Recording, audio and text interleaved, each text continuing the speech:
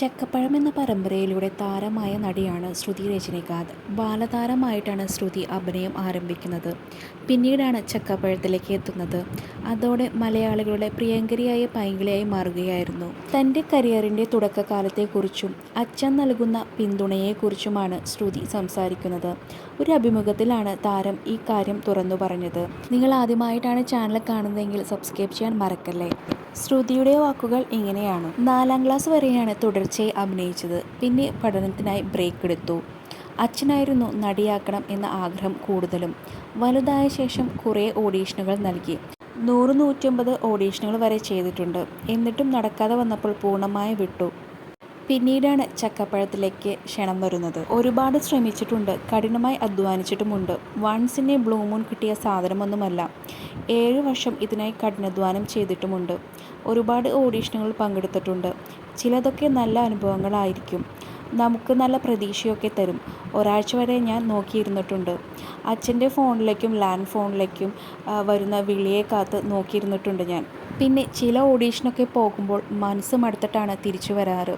Adjustment ചോദിച്ചിട്ടുണ്ട്. ചിലയിടത്ത് പൈസ ചോദിച്ചവരുമുണ്ട്. 1 ലക്ഷം രൂപയൊക്കെ ചോദിച്ചിട്ടുണ്ട്.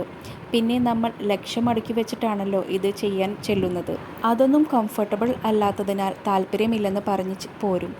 ചിലത് ലാസ്റ്റ് റൗണ്ട് വരെ എത്തും. ശരി, വിളിക്കാമെന്ന് പറയും. ഷോർട്ട് ലിസ്റ്റിൽ വരുമ്പോൾ എന്തായാലും വിളിക്കുമെന്ന് കരുതും. ഒരാഴ്ച കഴിയുമ്പോൾ ആ ആവേശം അങ്ങ് പോകും. പിന്നെ അടുത്ത ഓഡീഷന് പോകും. ഓഡീഷന് പോക്ക് എനിക്കൊരു ഹോബിയായ പോലെയായിരുന്നു എന്നാണ് ശ്രുതി പറയുന്നത്. 7 വർഷം തുടർച്ചയായി ഓഡീഷന് പോകാനുണ്ടായ ഹോപ്പ് അച്ഛനായിരുന്നുവെന്നും ശ്രുതി രജനികാന്ത് പറയുന്നു. ഞാൻ മടുത്തിരുന്നു. പ്രായം അതായിരുന്നല്ലോ. അച്ഛനാണെങ്കിലോ നാട്ടുകാരുടെ കളിയാക്കലുകൾ കുറേ കേട്ടിട്ടുണ്ട്.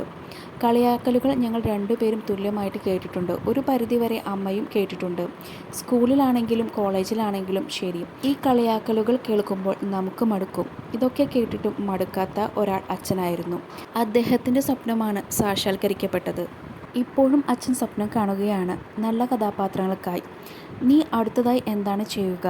ഇത് പോരാ, അടുത്തത് കുറച്ചുകൂടെ നിന്റെ കഴിവ് പ്രകടിപ്പിക്കാൻ സാധിക്കുന്നതാകണം. അങ്ങനെ അദ്ദേഹം എപ്പോഴും പാഷനേറ്റ് ആണ്. അതാണ് എൻ്റെ എനർജി ബൂസ്റ്റർ. ഇടയ്ക്ക് വയ്യാതായപ്പോൾ ഞാൻ ഡൗൺ ആയിരുന്നു. അങ്ങനെയിരിക്കെ ഒരു ദിവസം എന്നെ വിളിച്ചു. എന്നിട്ട് അച്ഛൻ പറഞ്ഞത് ഇങ്ങനെയാണ്: നീ തന്നെ ആലോചിച്ചു നോക്കൂ. നീ ഇപ്പോൾ എവിടെയാണ് നിൽക്കുന്നത്? നീ തുടങ്ങിയിടത്ത് തന്നെയാണ് നിൽക്കുന്നത്. ഇതിനാണോ നിന്നെ അങ്ങോട്ട് വിട്ടത്? അച്ഛൻ എന്നോട് ദേഷ്യപ്പെടാറില്ല, പക്ഷേ പെട്ടെന്നൊരു ദിവസം വിളിച്ചാണ് ദേഷ്യപ്പെട്ടത്. നിൻ്റെ കരിയർ എവിടെയാണ്? വട്ടഭൂജ്യത്തിലാണ് നിൽക്കുന്നത് എന്നൊക്കെ പറഞ്ഞു. പക്ഷേ ഇപ്പോൾ ഞാൻ ഓക്കെയാണ്. ഞാൻ ഓക്കെയായി വന്നതിൽ അച്ഛൻ്റെ ഒരു വലിയ പങ്ക് തന്നെയുണ്ട്.